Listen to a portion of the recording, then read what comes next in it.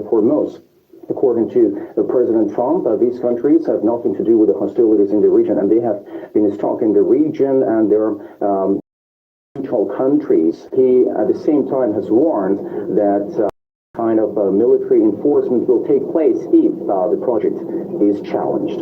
Countries from all over the world, almost all of which are not involved in what's going on so visibly and violently, have asked the United States if we could help free up their ships, which are locked in the Strait of Hormuz. We have told these countries that we will guide their ships safely out of these restricted waterways so that they and ably get on with their business. Humanitarian process is interfered with. That interference will have to be dealt with forcefully. Meanwhile, Trump has announced fourth project with the aim of freedom of navigation through the Strait of Hormuz. According to Center Freedom, is designed to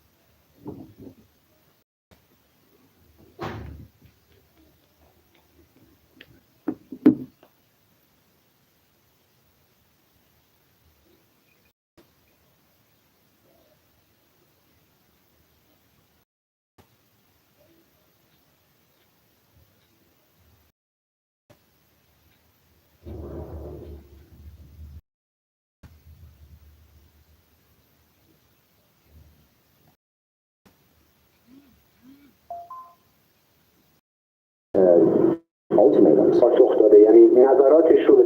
The American side has responded to Iran's proposed plan. We will examine this and take the necessary response. Our plan is exclusively focused on the coordinates related to ending the war in the region, including Lebanon. What will happen in the future will be decided at its time.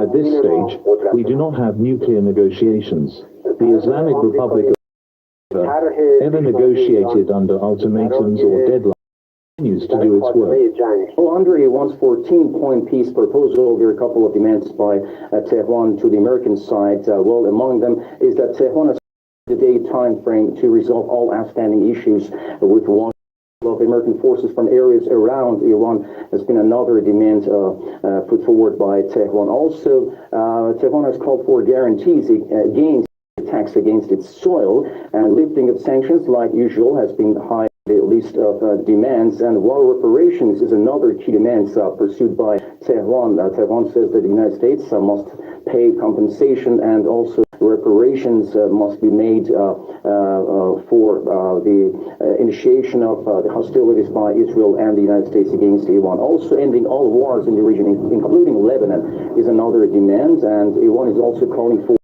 a new mechanism for governing the Strait of Hormuz. Well, the proposal put forward by Iran seems to be unlikely to be accepted by the Americans, as U.S. President Donald Trump has said this is not acceptable because he claims that Iran has not yet paid enough price. Well, this comes as Strait of Hormuz is under control of Iran's armed forces and the IRGC, and according to Iranian officials, any kind of passage through the Strait of Hormuz needs to be in full coordination with armed forces of Iran. And we have to wait and see if freedom, which is about to take place anytime soon will be able to solve any problem, or will only aggravate the situation, which reports that definitely this will only aggravate the situation and will trigger another round of conflict in the two.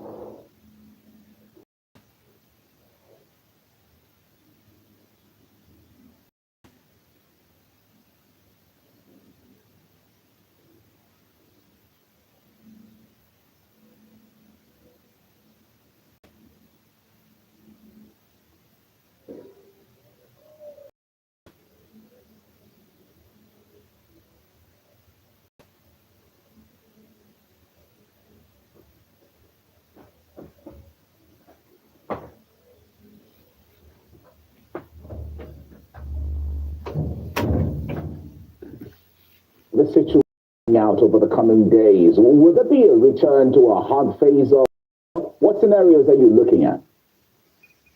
Basically, on one hand, it's a deterrence through force warning. I mean, we've seen it happening throughout the past 1 year, that the Americans, through Donald Trump, show strength before talking about nations. The Iranians, of course, do not accept that kind of messaging and return the messaging with the same way of strength, if not as well explicit kind of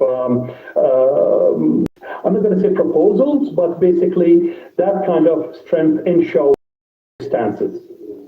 Now, Iran's 14-point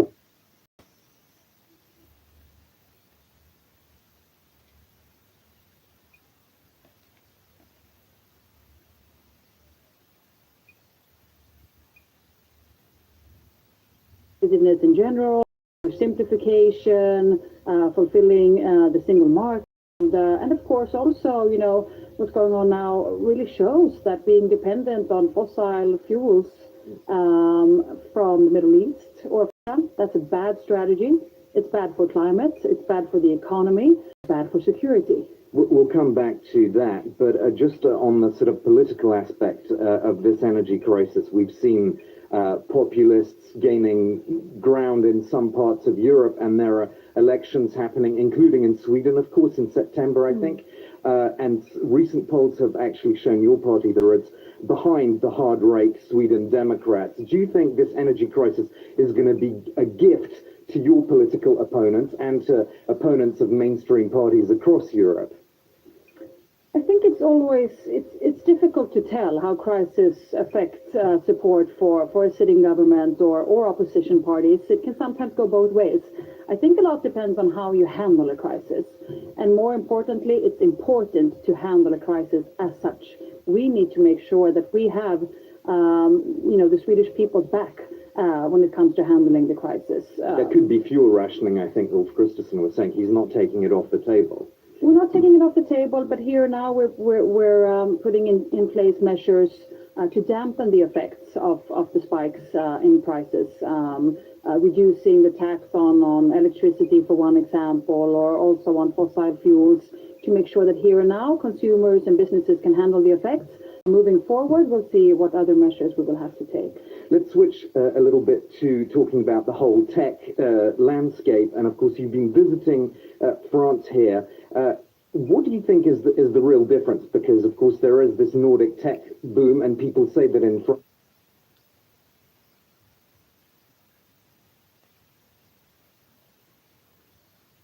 he was hoping for, Donald Trump, as well as not as much as the rest of the world expected them to do. So as much as they are sidelined and as much as the ceasefire is not holding as much as the negotiations are, there's no other way out but to resume the war, and that's what everybody is fearing today.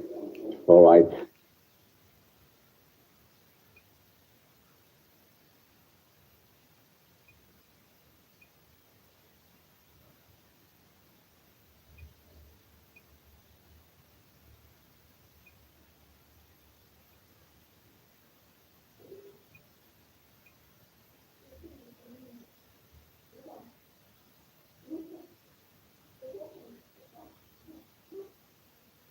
With a young girl covered in blood directly outside the school. The attack, which occurred on the 28th February, claimed the lives of more than 150 people, primarily children and school staff. Now, according to Crescent, over 125,000 civilian buildings in Iran have been damaged as a result of the war, of which more than 23,000 commercial units have been completely destroyed in the attacks. While a month ago, Israeli U.S. airstrikes also destroyed a synagogue in Tehran. One member of Iran's Jewish community said that their first concern at the time wasn't about their place of worship, but the well-being of neighbors and friends. To be honest, my first feeling of regret and anger wasn't because of the synagogue. It wasn't a place where people lived. It wasn't a home. It was a place of worship and also a place for alumni association meetings, which I have many memories of. We had so many good meetings there, but my first concern was for everyone else, our neighbors, friends, companions we'd been close to for decades. The first thing that came to my mind was how they were doing. Unfortunately, with great regret and deep sadness, we lost 3 residents there. They were very good friends of ours from the synagogue, and now I don't know why a missile hit their home directly and they were lost. After that, the synagogue was completely destroyed and is now practically unusable. I was sad and angry.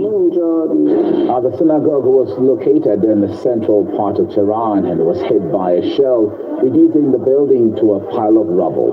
The IDF described the destruction as, quote, collateral damage as a result of a strike on a high-ranking Iranian officer. The local Jewish community praised how the Iranian rescuers spent days sifting through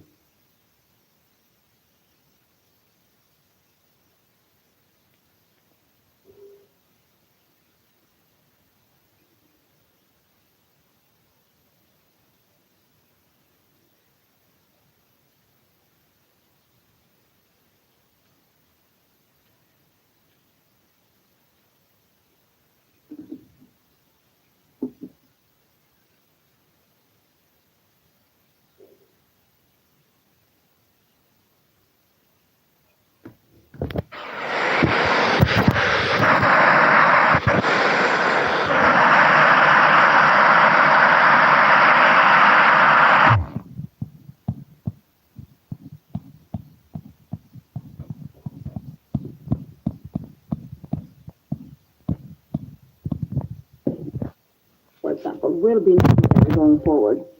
A word about the incoming Prime Minister in Hungary, Peter Magyar. Of course, he's very different from Orban in many ways, but he seems also a bit of a Ukraine skeptic. He says he doesn't see Ukraine in the EU in the next 10 years, and he might actually want to hold a referendum on Ukrainian membership in the EU in Hungary at some point during the process or at the end of it. Are you a bit disappointed with this kind of rhetoric from Peter Magyar? I think we still don't know exactly what the position from the Hungarian government will be on all files lying ahead of us or when it comes to Ukraine, but other policies as well. So we'll see. But of course, it was an important step with the 90 billion loan and also with the sanctions package.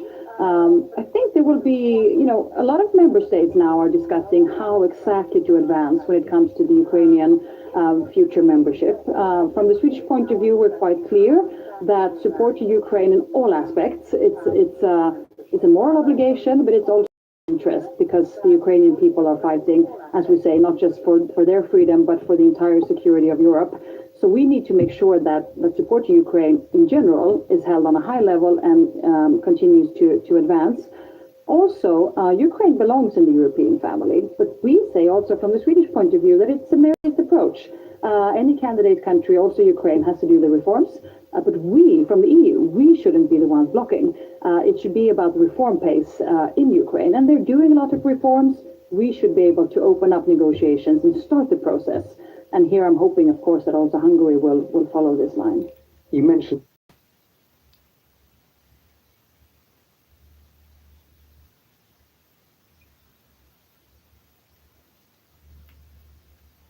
which actually turned into a private militia of the Minister of Domestic or National Security.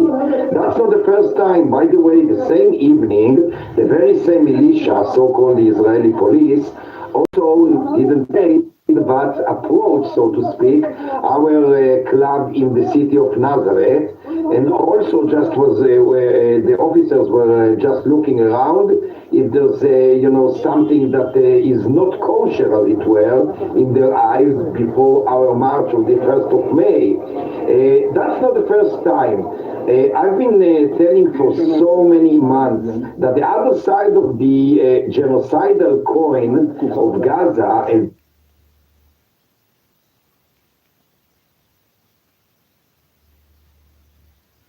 punish those who have done their homework. But also, to me, it's obvious that the future is fossil-free. Like I mentioned before, being dependent on fossil fuels from the Middle East or from Russia, that's a really bad strategy, not just for climate, but also for security and for our economies. So we need to continue down this path. But I don't think it's just the Nordics saying this. I mean, I see that there's within the Council, among my colleagues as well. Then there is a push, of course, from other countries. Of course, you can always could do to make the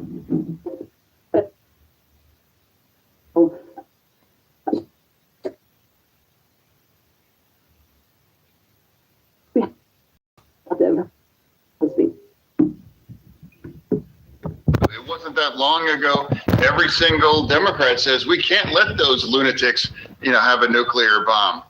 That's not a shocking view for a Democrat, but I've become the only Democrat in the entire Congress that have supported Epic Fury. There is a truth. It's a truth.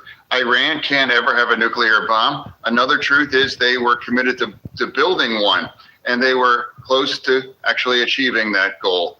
I think it was entirely the right thing, just like Midnight Hammer a year ago. And here we are right now. No, Iran hasn't paid an appropriate price, because the price, for me, is denying them nuclear ambitions and also making sure they don't have the kind of missiles that could reach Europe or American assets in the region now too. We agree we can't let Iran have those kinds of capabilities, and here we are. We're at the cusp, and that's why I'm the only Democrat that says that's entirely appropriate. It wasn't. The very first vote in the second Trump administration that he brought forward was for the Laken-Riley Act. It was one of his biggest priorities. It stripped due process away from immigrants, allowed for the indefinite detention of adults and children, and was the green light to give ICE unprecedented power to totally terrorize our communities. And I want to be clear that there is a straight line from the Laken-Riley Act vote to what we saw in the streets of our communities.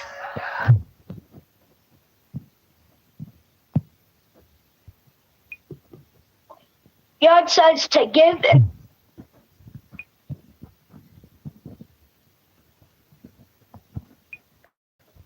Some of Alan's writing, he said that what happens with the president, with the elected officials, is now on his hands.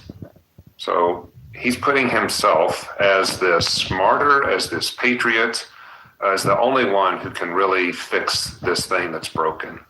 And that's very dangerous. It's scattered instead of focused, which is a good thing. If he would have been focused, he would have probably been more successful. Some of that wasn't that long ago. Every single Democrat says we can't let those lunatics, have a nuclear bomb. That's not a shocking view for a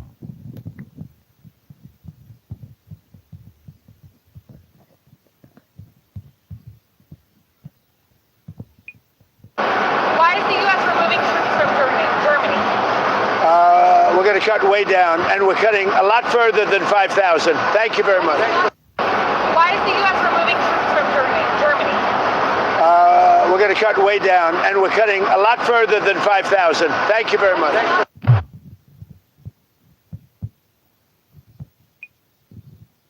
Is in its early stages. A lot of work still has to be done. It's a fluid investigation, so details could change in the days ahead. So please understand what we shared today at this moment is what we know right now. Our first speaker is going to be Commander Jim Crooker, who oversees our Special Resources Division. He'll give a quick synopsis of the details of what happened early this morning. He'll turn it over to Chief Day for some remarks. Special Agent in charge of the Portland FBI office, Doug Olson, will then speak. Mayor Wilson will follow him, and then we'll have Charles Leverton, GM of the MAC Club, right after that. With that, I will turn it over to Commander Crooker. Hello, I'm James Crooker, C-R-O-O-K-E-R. So this morning, this started at 2:49 when some employees saw a vehicle slowly driving around the location and enter into the MAC Club through a window. And that vehicle continued driving inside of the MAC Club.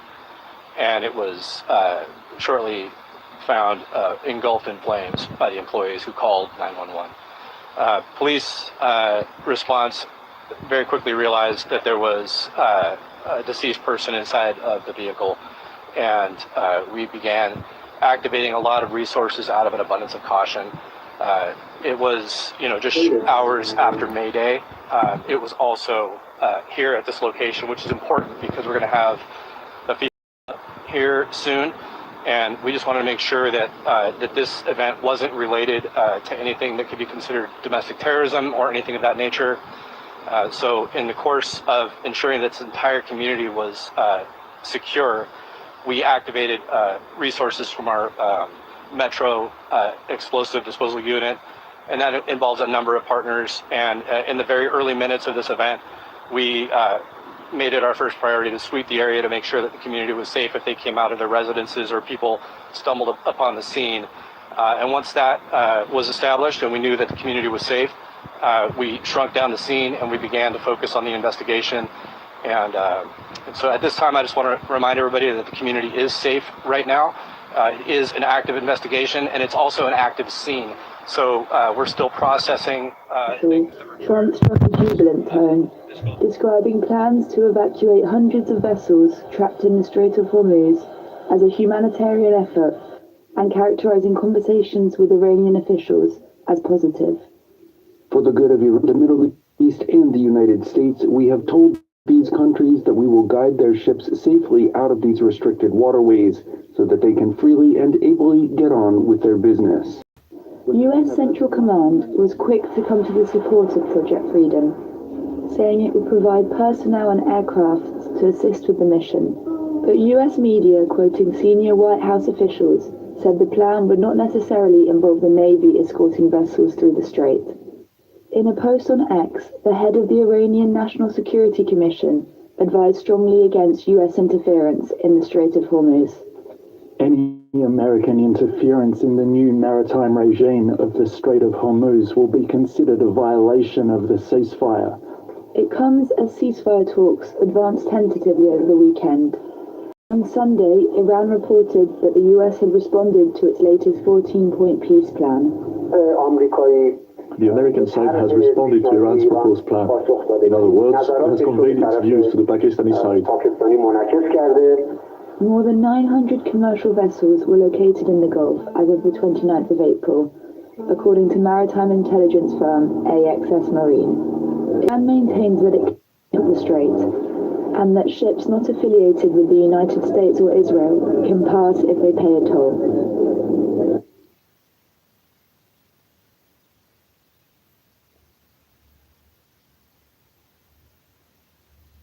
В 70-е, 80-е, 90-е годы. К сожалению,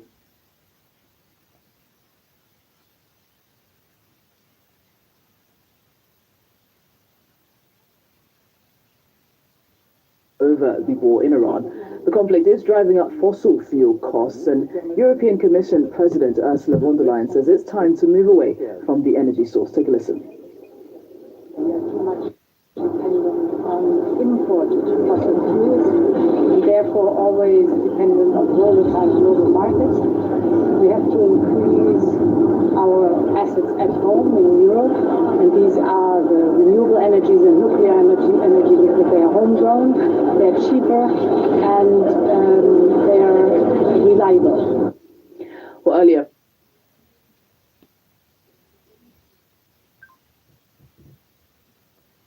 Iran hosts not only the EPC but also the first ever bilateral meeting between Brussels and Yerevan tomorrow. Well, it sends a very clear message. Yerevan is taking the path towards the EU, and this has been the case over the last few years, to be honest. And today marks a new milestone with the presence of the Ukrainian President Volodymyr Zelensky in Yerevan. A roundtable discussion on Ukraine has already taken place this morning at the summit, and other major geopolitical issues will be addressed today. Among them, there's questions of connectivity, and there we expect the question of the potential reopening of the borders between Turkey and Armenia to be addressed, because the EU does see a huge commercial potential in the region, and of course all those rapprochements irritates strongly Moscow, which threatens Yerevan to put more economic pressure on her.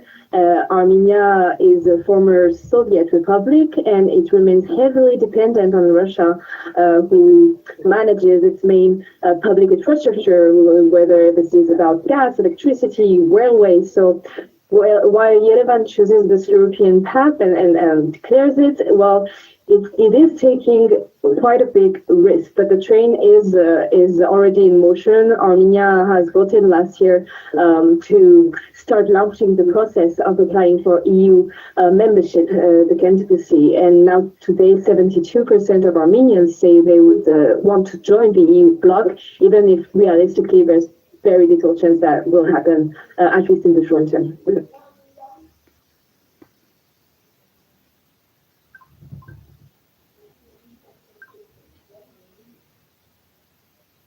Despite the spat, Merz is adamant that he won't give up working with President Trump.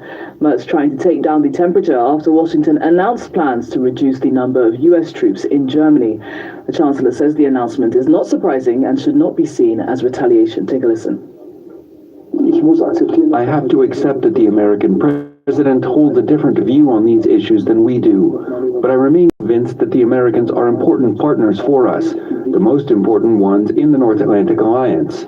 We have a shared interest in Europe and America working together to end this conflict and then to end the war in Ukraine, to provide joint security guarantees for Ukraine. We have already achieved a great deal together in this regard. Has been a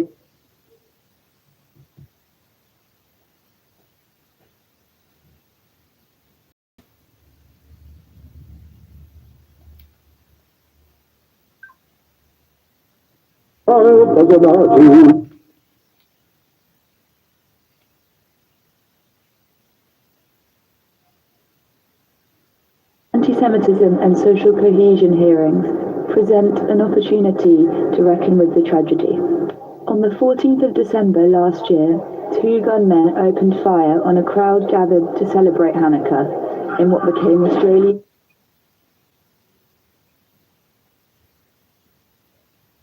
Jewish community that this commission has gone ahead, and we've been given the opportunities to have our voices heard, our real life experience shared. And hopefully then this leniency will allow people to incite against our community in plain sight, then have to bury our dead and hold royal commission into what happened. The inquiry, which opened in Sydney on Monday, has already received thousands of submissions, documenting the sharp rise in anti-Semitism in Australia since the start of the war in Gaza. In 2024 alone, why are we here today? There was a proposed merger between JetBlue and Spirit.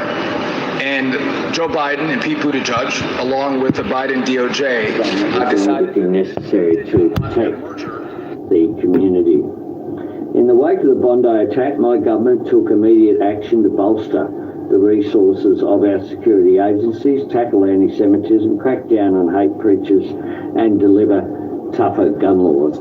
Last Thursday, the Commission's preliminary report was published.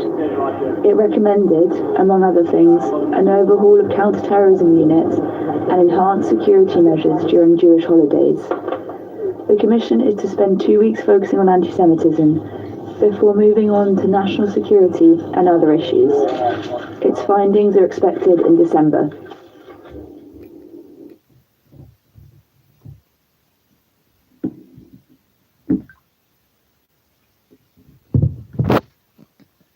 to take place. And And at the time, the Biden and Buttigieg DOJ bragged and said, as they canceled the option for this merger, that this was a victory for U.S. travelers who deserve lower prices and better choices.